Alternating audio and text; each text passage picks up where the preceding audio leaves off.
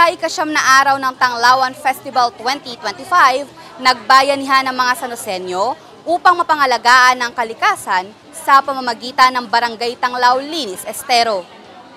Isinagawa ngayong Martes, September 9, ang Barangay Tanglaw Linis Estero dito sa Barangay San Rafael 1, kung saan sama-samang naglinis at nagpulot ng mga kalat sa paligid ang mga Sanosenyo.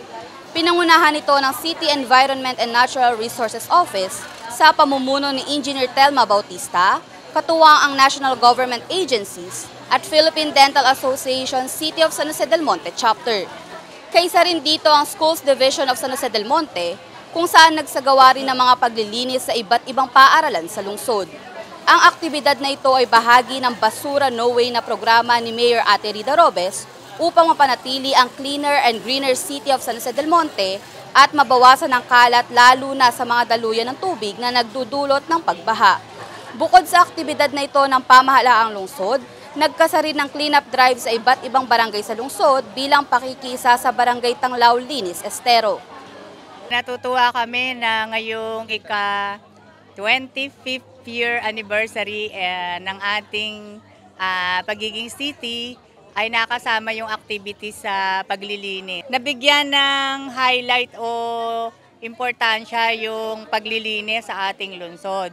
Unang-una, mahalaga ang paglilinis kasi ito yung talagang isa sa traits ng mga taga San Jose. Hindi na kailangang utusan para maglinis pero parang mukhang nawawala na sa culture natin. So nababago. So gusto natin maibalik yon na every morning lahat naglilinis, nag-aayos ng kanilang bakuran, ng kanilang mga kanal, estero. Panawagan sa ating mga kababayan, alam naman natin kung gaano kahirap ang maglinis ng mga estero at kanal. Napakasimple lang naman hong mag-ayos ng basura, mag-segregate. At ang ating naman pong mga barangay at ang ating pong private hauler, hindi naman po nagkukulang sa paghakot ng ating mga basura. Kaya kung ang ating pong basura ay nasa mga tamang lalagyan at tamang napipick up po ito ng mga tamang hauler, yan, wala po tayong magiging problema sa ating mga creek. Kaya pagtulong-tulungan po natin, nadisiplinahin ang ating mga sarili, ang ating mga anak, turuan ng wastong pamamahala ng basura. So sa huli tayo din naman lahat yung magbe-benefits nito. Ito yung magsisilbi na parang syempre inspirasyon sa ating mga constituent sa panahon ng tag-ulan na nararanasan po natin na dapat syempre maging responsable tayo sa ating mga nasasakupan and then maging responsable rin tayo sa ating pagtapon ng ating mga basura. Para po sa mga constituent ng Barangay San Rafael 1, akin pong ini-encourage po na sana po maging yun nga, responsable po sila sa pagtatapon ng kanilang mga basura, itapon po nila sa mga tamang lagayan po ang kanilang basura. And then yun nga po, since naman meron po tayong mga policy sa ating mga barangay, hindi lang po naman dito sa ating barangay, pero sa buong, I think buong Pilipinas naman na, di ba meron pong mga sign na tapat ko, linis ko.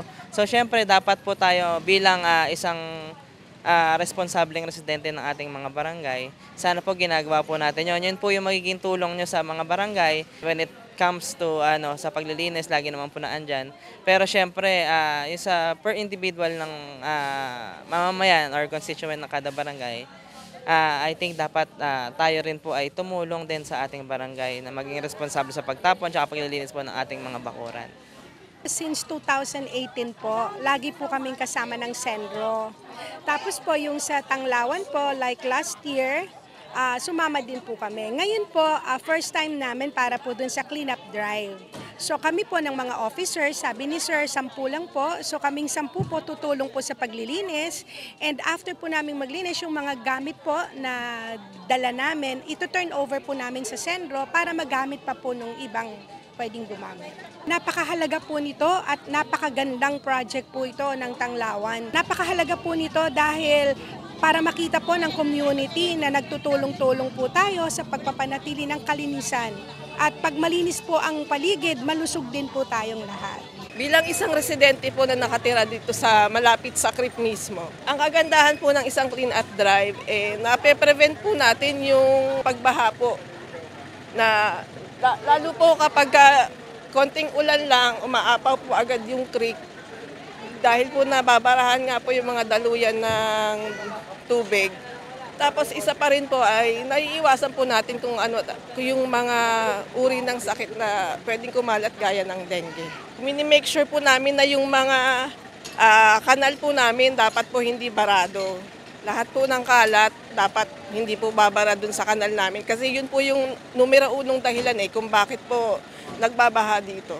Sa lahat po ng mamamayan ng San Joseño, panatilihin po natin maglinis ng ating kapaligiran upang sa gayoy po palagi pong nape-prevent kung ano man pong mga baha ang meron sa atin para hindi po tayo napeperwisyo. Mula rito sa Barangay San Rafael 1, para sa Balitang San Joseño Tanglawan Festival 2025 Special Coverage, ako si Narlen Mabanglo, Public Information Office. Yan ang mga kaganapan at detalyeng dapat alam mo, San Joseño. Para sa napapanahong balita at impormasyon, doble aksyon at solusyon, mag-subscribe na sa official social media pages ng Pamahalaang Lungsod ng San Jose del Monte, Bulacan. Maraming salamat, Arya San Joseño!